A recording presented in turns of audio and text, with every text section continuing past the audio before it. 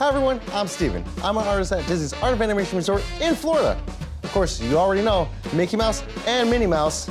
Every day, you can find me or another Walt Disney World artist in Disney's Art of Animation Resort lobby teaching guests how to draw their favorite Disney characters. Today, for a special How to Draw video, I'm on the road at Magic Kingdom Park in Town Square Theater.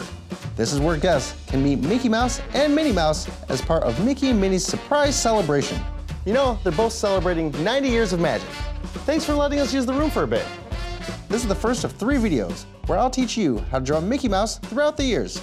Mickey Mouse has always been Mickey, but how artists have drawn him has changed a bit over the years. Today, we're going to sketch Mickey as artists had drawn him in the late 1920s. Mickey and Minnie are due at the Move It, Shake It, Mouse Can Dance It street party.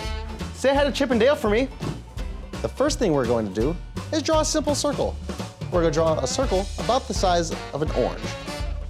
I'm going to keep this circle very light and rough, and we're going to use this shape as like a construction shape in order to build our character's head. Follow that with a couple curved lines that we call axis lines or guidelines. So we're going to draw a big curved line that goes up and down at a large curve. And for the horizontal guideline, just draw a big curved line right in the middle at a slight angle. The reason why we have axis lines or guidelines is so we can transform our flat 2D circle into a 3D sphere. Next, we're going to draw a big oval for Mickey Mouse's snout. With those 2 construction shapes in place, let's start adding some line work to help define what Mickey Mouse actually looks like. Start off by drawing a big curved line at the front crosshairs of our 3D sphere. I'm going to curve on down and loop it on around to form almost like a sideways number 6. With the snout complete, let's draw a smaller oval for Mickey's nose. Next, Mickey's mouth. From the end of the snout, curve on down, keep it within our construction shape, and curve right on over to the inside part of his snout. Inside the mouth, don't forget Mickey's tongue. We're going to sketch out a couple overlapping curves. After that, let's sketch out his chin or his jawline. So next to the bottom portion of the mouth, inside of our construction shape, just draw a big half of a circle and just follow the curve of the actual mouth. In the 1920s, Mickey Mouse's eyes were drawn very big. We'll start by drawing a large and upside down letter U. For Mickey's other eye, just draw a little curve that comes off the upside down letter U on over to the edge of our construction shape.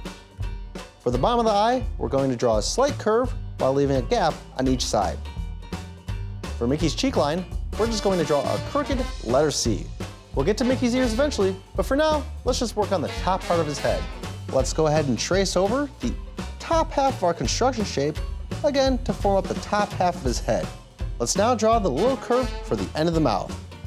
For the pupils, or the dark parts of the eyes, let's draw 2 incredibly skinny letter C's. Now with the main head done, let's draw Mickey's most important part, his ears. As we draw the ears, we're going to draw 2 big ovals that are about half of the overall head shape size. We're going to place one towards the back of the head.